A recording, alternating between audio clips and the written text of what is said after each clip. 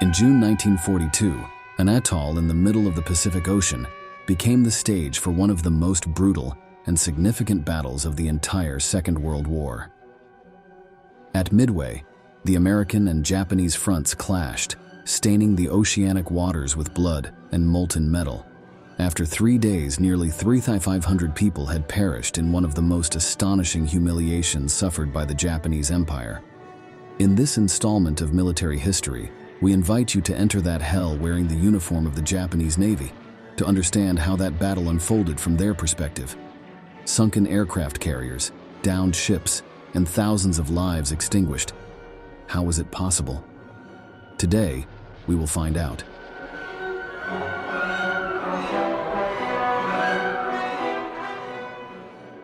Before the Second World War, the Empire of Japan presented itself to the world as an invincible power.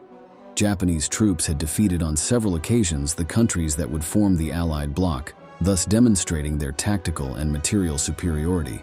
These victories allowed the small island to conquer Hong Kong, Shanghai, Malaysia, Singapore, Burma, New Guinea, the Solomon Islands, and countless nearby territories. All this expansionist zeal was summarized in a concept created and promoted by imperial authorities, the Greater East Asia Co-Prosperity Sphere.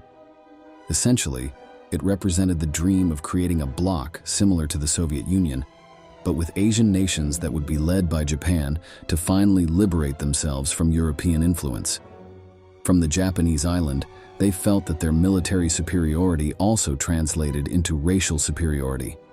They believed that portion of the planet belonged to Japan by right, echoing the idea of Nazi living space. On December 7, 1941, the Japanese Admiralty carried out an operation that changed history. That morning, Pearl Harbor was attacked by a number of bombers never before seen, turning the American base into a floating inferno. The images captured during that day circled the globe, and as President Franklin Delano Roosevelt described it, that would be a date which will live in infamy. Here is the actual bombing of the mighty USS Arizona by Jap planes. These pictures were made by a fearless cameraman who thought nothing of his personal safety to make possible this record for all posterity. A single lucky hit was responsible for the disaster that befell the Arizona when a Jap bomb falling directly through one of the battleship's funnels exploded in the engine room and set ablaze tons of fuel oil. The Japanese attack was intended as a preemptive action to prevent the intervention of the United States Pacific Fleet in the military actions planned by the Empire of Japan in Southeast Asia. However, the attack that dragged the United States into World War II was only partially successful. The large American aircraft carriers were not anchored in port as the Japanese had hoped, so their effort failed to destroy Uncle Sam's maritime projection capability.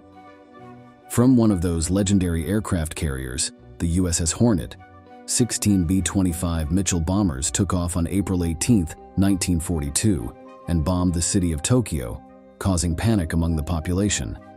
In May of the same year, the Americans used their carriers to thwart Japanese movements towards Australia during the Battle of the Coral Sea. The powerful American response convinced Japanese high command that they needed to strike at enemy aircraft carriers if they wanted to continue dreaming of total conquest of Southeast Asia. Let's hear the words of Prime Minister Hideki Tojo.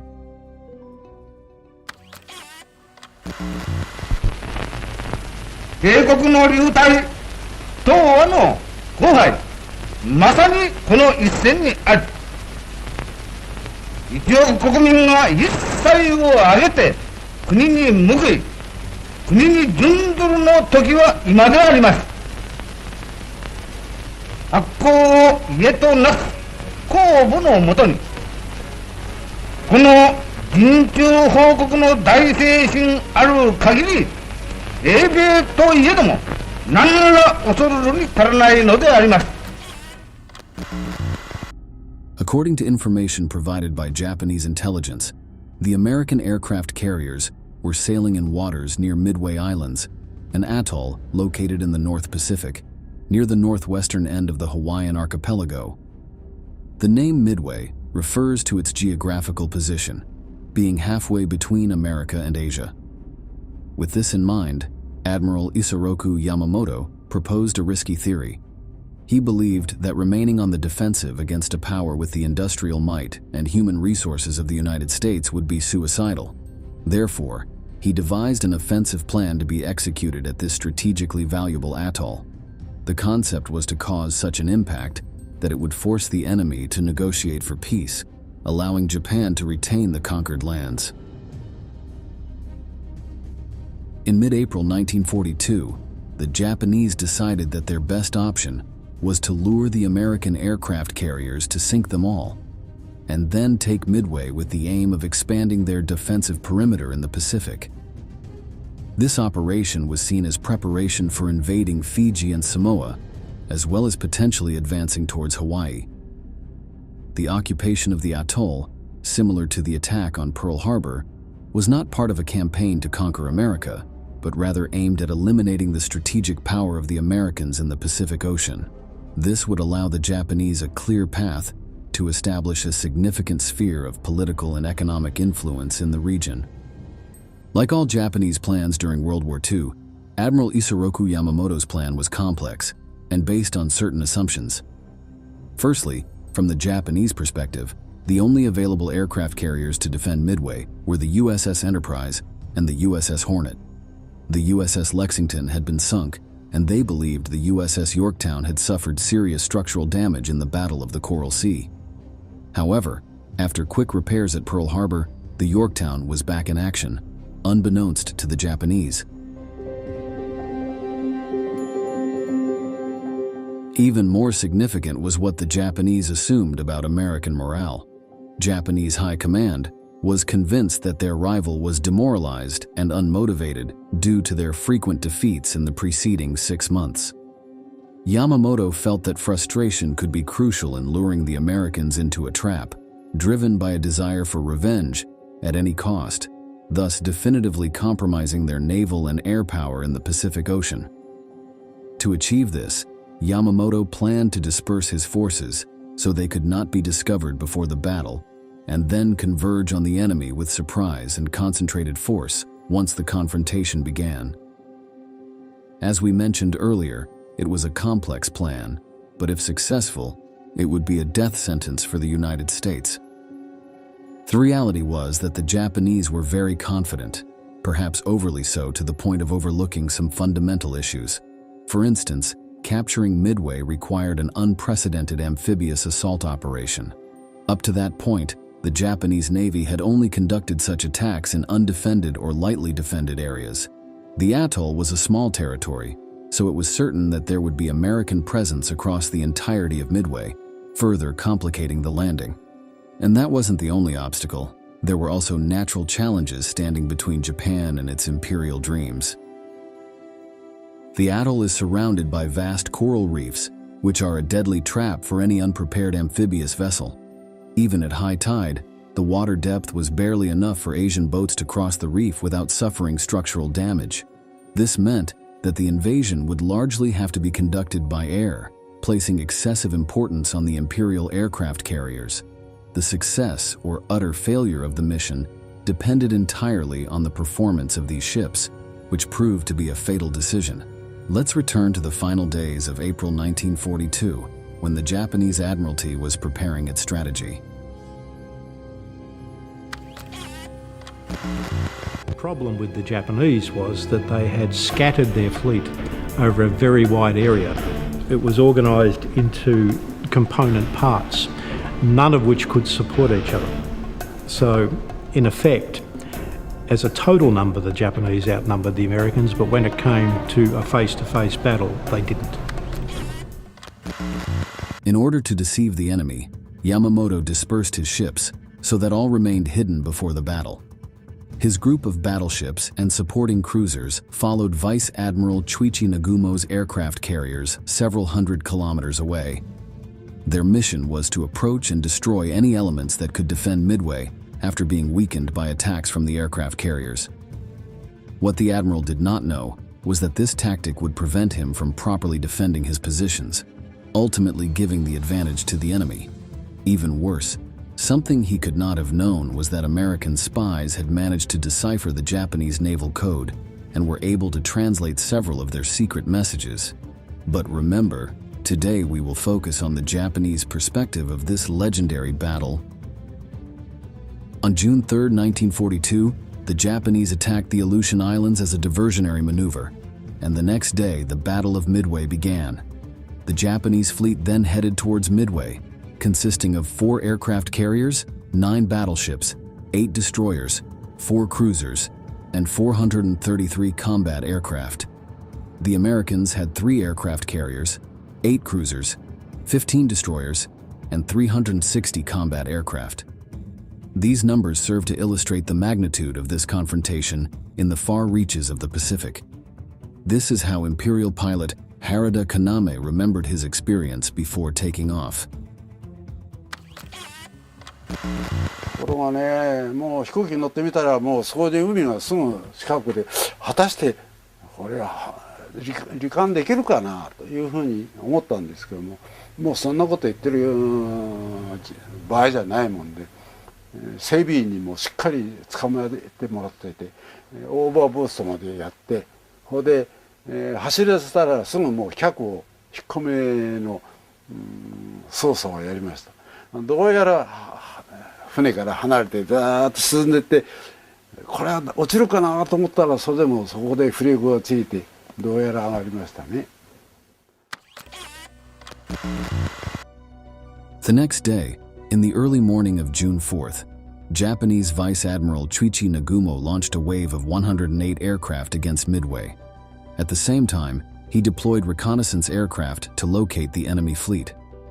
Japanese Zero fighters managed to shoot down 17 American units that came out to confront them. Not a single Japanese aircraft was shot down. From that moment on, the Japanese bombed and strafed the atoll, destroying gasoline depots, seaplane hangars, observation towers, vehicles, and anti-aircraft artillery. Around 6:30 in the morning, Japanese aircraft carriers severely damaged the American base with a second wave of bombers. In the skies, aircraft from both sides fought fiercely, resulting in a large number of shootdowns and explosions. As minutes passed, Uncle Sam's pilots began to gain the upper hand and forced the withdrawal of large Japanese air units.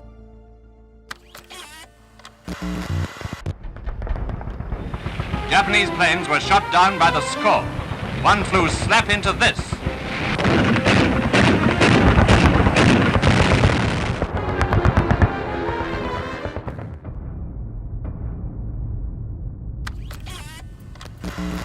Of the 108 Japanese aircraft used in this initial advance on Midway, 11 were destroyed, 14 suffered severe damage, and another 29 required repairs. With these figures, and considering that American bombers could still use parts of the base to refuel and return to attack, the first wave was considered a failure. It was crucial to intensify hostilities if they intended to establish a foothold for a large-scale landing in the following days.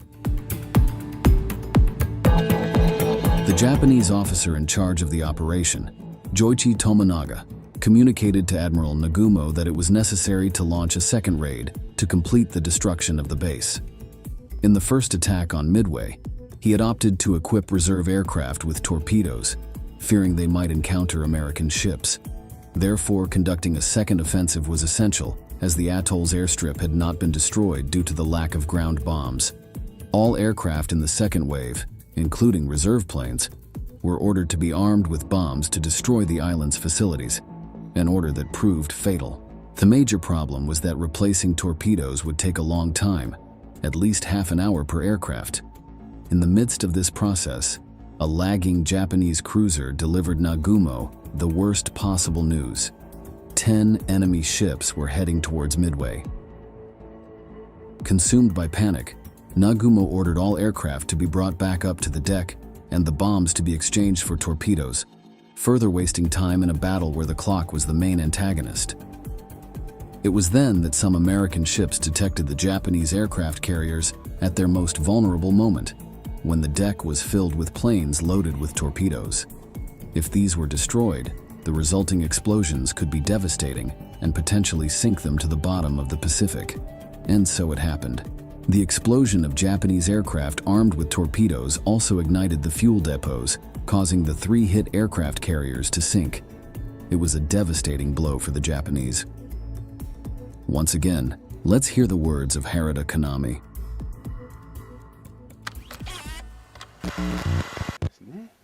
だから我々は見たところがその下張ってくるんですよ、雷撃隊ね。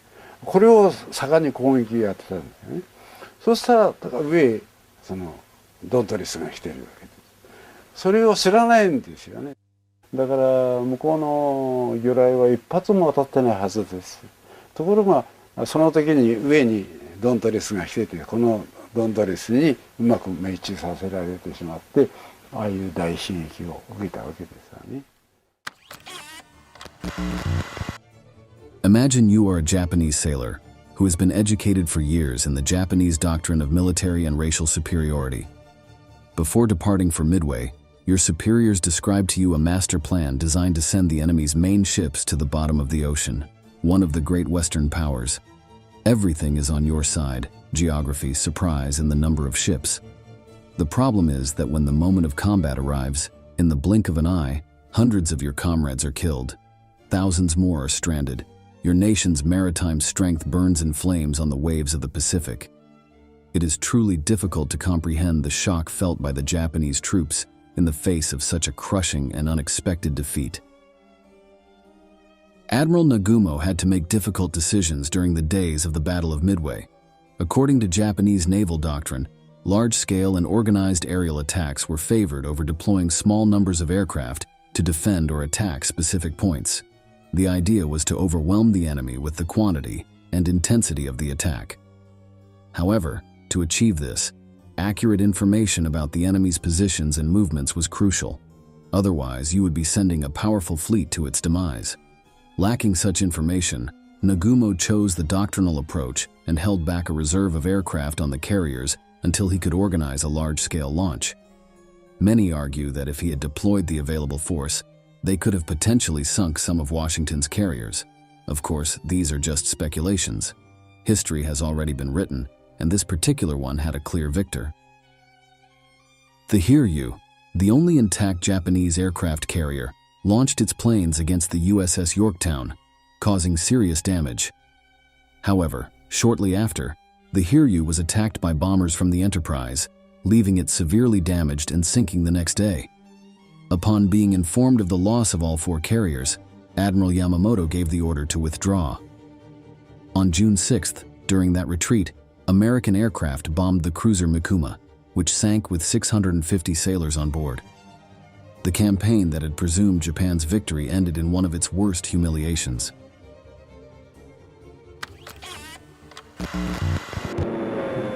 Now putting to sea with a U.S. Navy cameraman, we see a new chapter just released of the great American naval victory at Midway, the attack on the carrier Yorktown.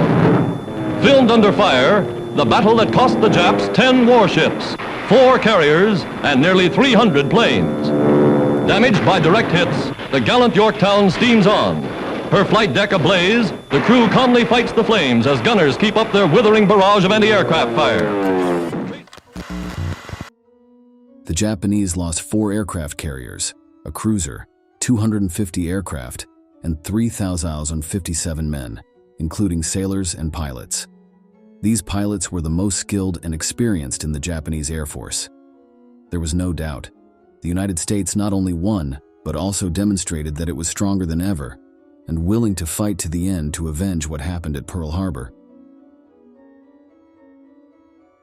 The significance of the battle on that small atoll cannot be underestimated. It was a turning point in World War II, with many attributing Japan's defeat in the Pacific to this failure, a viewpoint supported by strong arguments. Losing 4 out of their 6 aircraft carriers left Japan unable to pursue further conquests in Asia and the Pacific Ocean. After Midway, Japan lost military initiative and adopted a defensive posture, which its admirals had diagnosed as a serious mistake. For the first time in the war, the number of Japanese and American ships was equalized, with the advantage that American industry could build new aircraft carriers more quickly. In fact, by 1945, Washington managed to launch 35 aircraft carriers, while the Japanese barely compensated for those lost at Midway. America is building freighters by day and night. Red-hot rivets and red-hot rivet catchers are on the job. They're turning out the ships, and the ships are delivering the goods. The production capacity was central to what happened in the rest of the War of the Pacific. The American industrial machine was gearing up in 1942, and its products really started to come out in mass numbers in 1943. Analyzing Japan's defeat from the perspective of its admirals and soldiers, it's possible to identify a factor that condemned the empire throughout the conflict: overconfidence and limitless imperialistic vision. Every Japanese man was convinced that their nation could defeat any army on the planet. At the same time, there was blind faith in the complicated military strategies of their officers, which relied not only on the capability of their men, but also on luck. Relying on fate and fortune is not uncommon in wartime, but it should be the exception rather than the rule. Finally, the primary reason for Japan's failure was the lack of emphasis on intelligence work. Having a gigantic and well-prepared fleet is excellent, but it's useless if your soldiers operate with unconfirmed information and your messages are intercepted by the enemy. For all these reasons and more, the American victory at Midway remains a fascinating and pivotal chapter in World War II.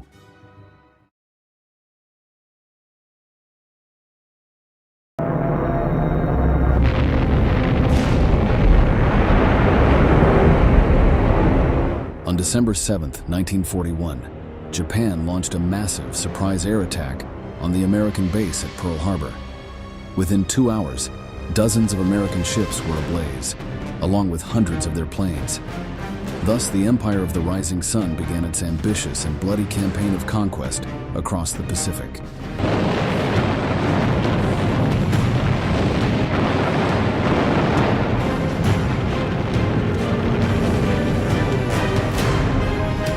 This naval base was not Japan's only target. Almost simultaneously, all of the European colonies in Southeast Asia were besieged by brutal Japanese soldiers. The reason for this large-scale offensive was obvious. Only with a lightning attack could they seize all the resources necessary for final victory. If they failed, defeat would be the only fate that awaited them. Today, in this new episode of military history, we will tell you all about Japan's brutal initial campaigns during World War II and their terrible cost. No matter how long it may take us to overcome this premeditated invasion, the American people in their righteous might will win through to absolute victory. Historically, World War II began on September 1, 1939, with the invasion of Poland by German forces. However, some historians argue that the start of the war began a few years earlier. On July 7, 1937, after decades of tensions and minor clashes, Japan launched a massive invasion of China. Within months, many of its most important cities, such as Shanghai and Nanjing, fell into Japanese hands.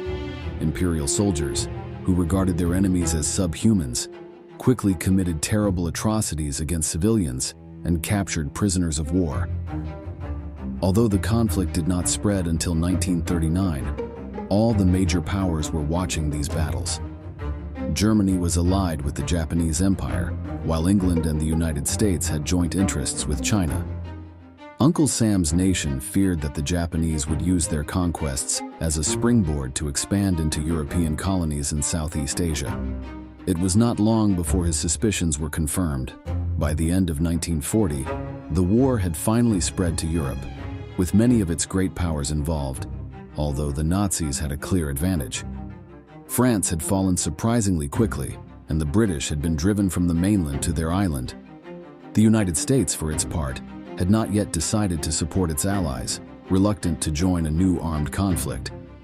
Japan took advantage of the chaos to invade French bases in Indochina, knowing that it would hardly encounter any resistance. But although it did not suffer military setbacks, it did suffer in the economic field. the Americans decided to embargo the sale of oil to the Asian country. From one day to the next, the Japanese lost their main market, and their entire war industry was in danger. Hirohito, the emperor at the time, along with General Tojo and other Japanese leaders, now faced a stark choice: retreat to protect their reserves and use them to fight China, or conquer more territory and seize the oil by force. The oil embargo in place, Japan develops a two-pronged strategy. On the one hand, it's trying to negotiate a diplomatic solution and sends a representative to Washington to try to find a way out. And the emperor is generally trying to find a peaceful solution. But the military is also planning for an attack. Knowing the humiliation that diplomatic means would bring, the Japanese opted for the second option, taking up arms. Their plan was extremely ambitious. They were to simultaneously attack the main Pacific Ocean territories controlled by the United Kingdom, France, the Netherlands, and the United States. Only in this way, by taking all these colonies at once, could they achieve victory, since they knew that in a prolonged war, they had a great chance of losing. But despite the risks of the operation, the Japanese were confident. They saw their rivals as weak and cowardly, especially the Americans. They believed that if they were able to destroy their Pacific fleet, which was concentrated around the base of Pearl Harbor, they would be forced to ask for peace. Admiral Isoroku Yamamoto was entrusted with this mission. Under his command were 10 battleships, 10 aircraft carriers, and hundreds of the latest aircraft. Against him, the US Pacific Fleet had 8 World War I vintage battleships and 2 carriers.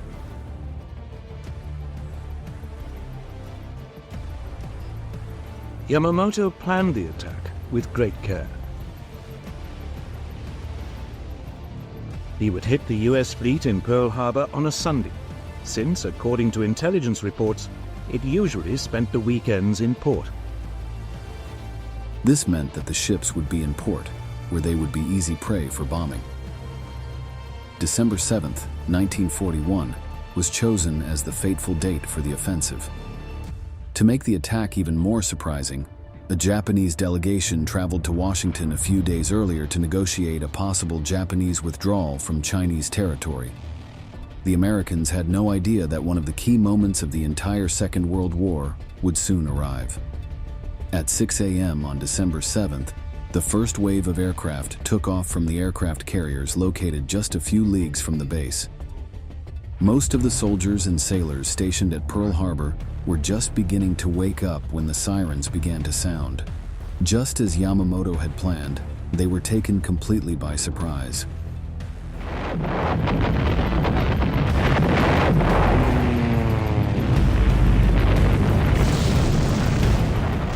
Five US ships were hit immediately.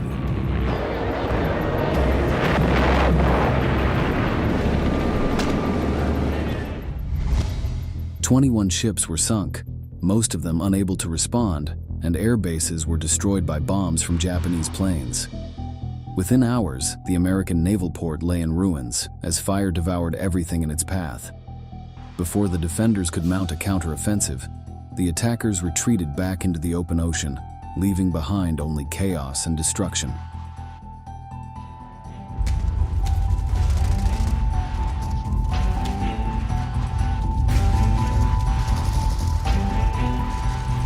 It was all over in less than 2¼ hours. Yamamoto's plan had worked like a dream. Or had it? The 2 American aircraft carriers at Pearl Harbor were not at the base at the time of the attack, so they were not damaged. Other ships that initially seemed to have been put out of action only suffered minor damage, and in just a couple of months could be back in the water. In addition, the opinion of the American public, which had been against the war, now turned completely in the opposite direction. Thousands took to the streets calling on then-President Franklin Roosevelt to join the Allies, and he did so the very next day. But as mentioned above, Pearl Harbor was not the only target of Yamamoto and his fleet. Almost simultaneously, the colonies of the European powers in Southeast Asia were invaded by Japanese soldiers, supported by their powerful air and naval forces. It thought it had knocked out America. Now it moved against Britain and its colonies. The first to be hit was Malaya, where a Japanese force came ashore in the northeast of the country.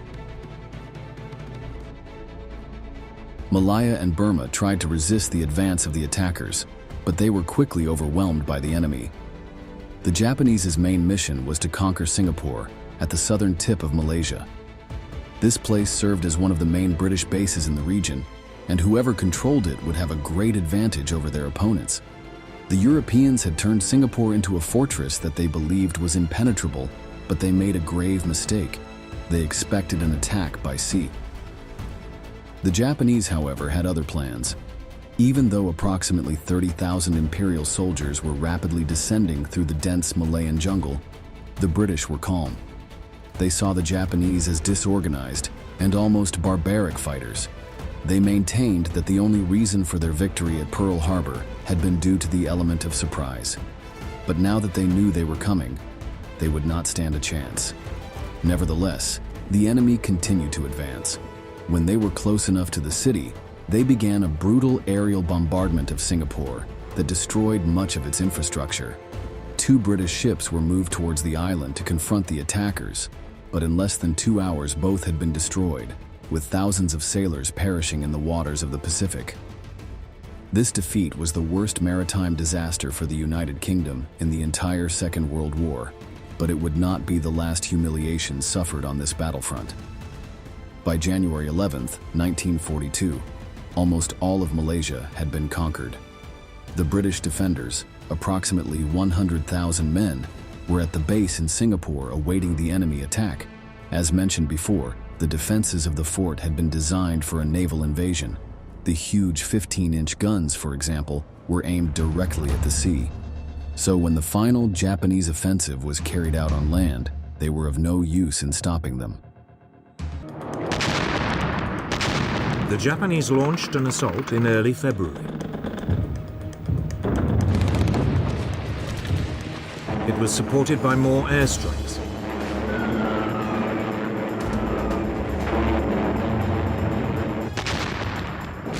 The British defense was soon reduced to chaos.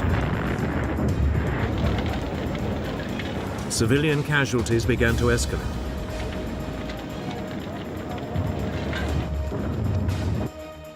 For 4 days, the British tried to hold out as long as possible, seeking to inflict as many casualties on the enemy as possible. But reinforcements were never sent, and knowing that postponing the fighting would only mean more defenders dead, they eventually surrendered. More than 90,000 British soldiers became prisoners of war in what turned out to be the largest surrender of an English force in history. This defeat not only meant the loss of the important naval base at Singapore, but also marked the beginning of the collapse of the British Empire in Asia. Elsewhere on the continent, the Japanese continued to reap success after success. In the Philippines, an American colony, the Japanese had managed to eliminate American air bases through intense bombing. Without encountering any resistance, they were able to land on its shores in freedom. The defenders were quickly surrounded by the attackers and had to give up miles of territory. In just 10 days, Manila, their capital, had been captured. Uncle Sam's surviving soldiers were forced to retreat to the Bataan Peninsula, the last point of control in their hands. As with the British in Singapore, they sought to hold out as long as possible until their superiors sent reinforcements. And as their hopes were in vain. On April 3, 1942, a massive Japanese assault swept away the defenders, who had to surrender a week later. Before boarding the ship on which he was evacuated, General MacArthur, in charge of the American forces, declared, "I will return." With the fall of the Philippines, the only remaining Allied base in Asia was Burma. This English colony had held out a little longer than the others, but the final results were no different. The British defences had been utterly neglected. There were only some 15,000 men defending the country. They were no match for the Japanese.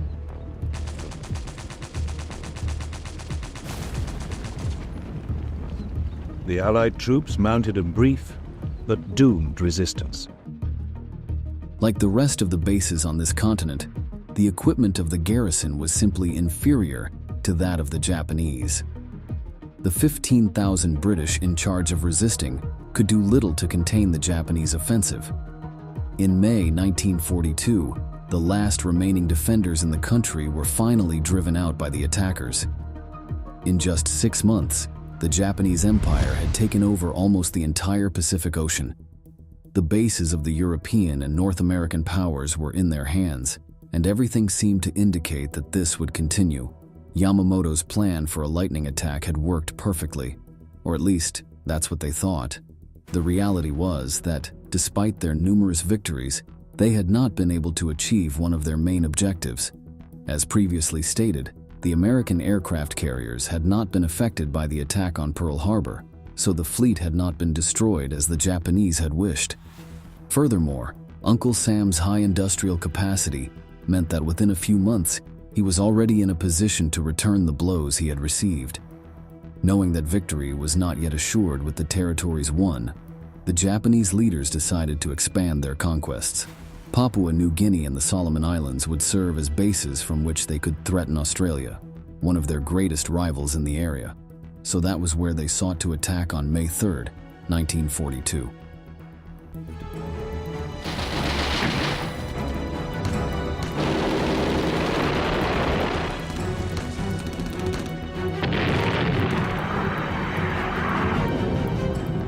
The islands fell quickly, but the Americans had an ace up their sleeve.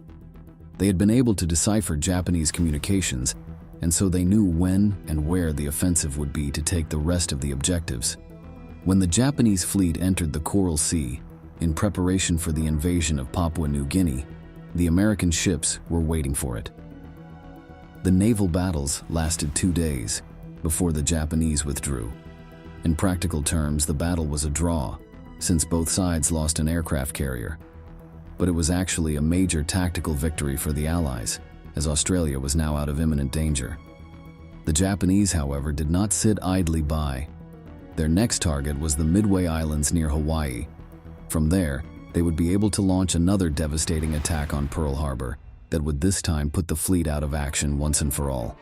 But they were not yet aware that the Americans could listen in and read all their communications. Once the objective of the next attack was clear, they planned a naval ambush against the Imperial Navy. The Battle of Midway began on June 4, 1942. It is considered by many to be the turning point of the entire theater of operations in the Pacific. Both sides decided to risk everything, moving most of their aircraft carriers into combat.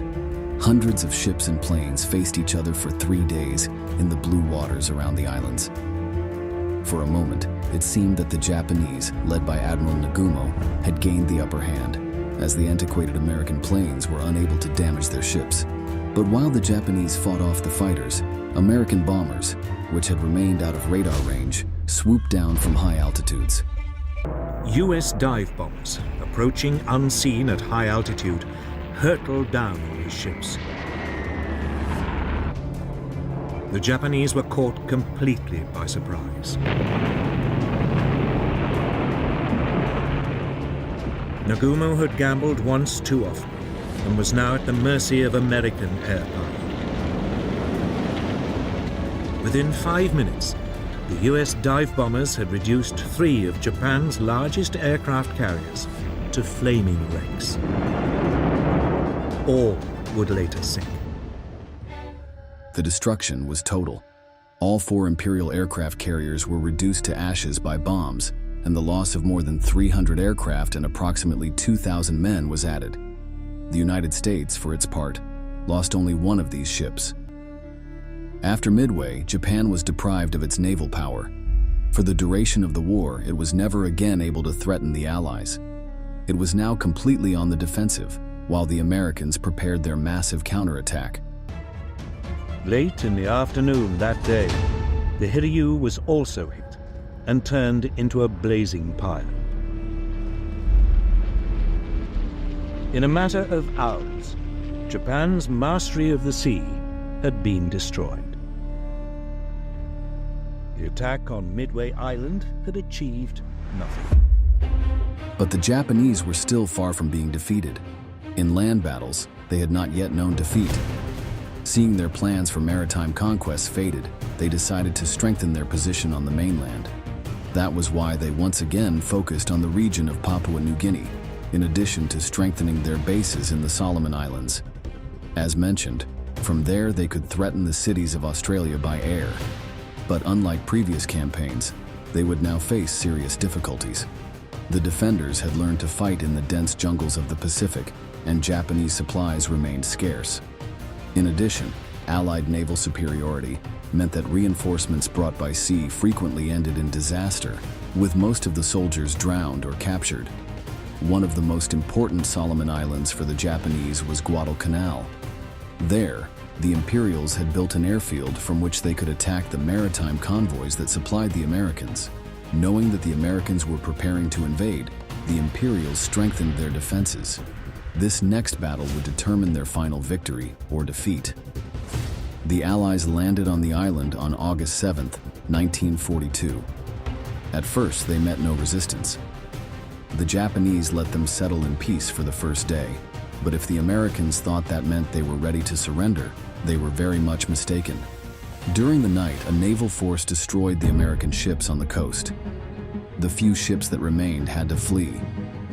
The Allies now found themselves completely isolated in the jungle. But the Japanese were not able to take advantage of their situation. They decided to retreat inland to strengthen their position, but this allowed the Allies to take the airfield for themselves. Thus, the Imperial soldiers were deprived of their airbase, from which they could stop the arrival of enemy reinforcements.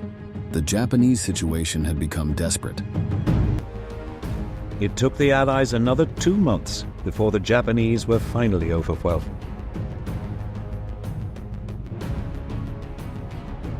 It had been a bloodbath. During these campaigns, the Japanese began to use the dreaded tactic of suicide attacks. Hundreds or thousands of Imperial soldiers would rush toward the Americans, firing their rifles or brandishing their swords. But the well-positioned defenders would often mow them down with their machine guns. Japanese officers did not resort to this strategy for the results, but rather as a way to safeguard their honor. They preferred death in combat to surrender or fall victim to the hunger or disease that often plagued these islands. The battles on Guadalcanal lasted for months, but the chances of Imperial victory were never great. By early 1943, both sides were extremely exhausted. Neither had been able to bring fresh soldiers to the front.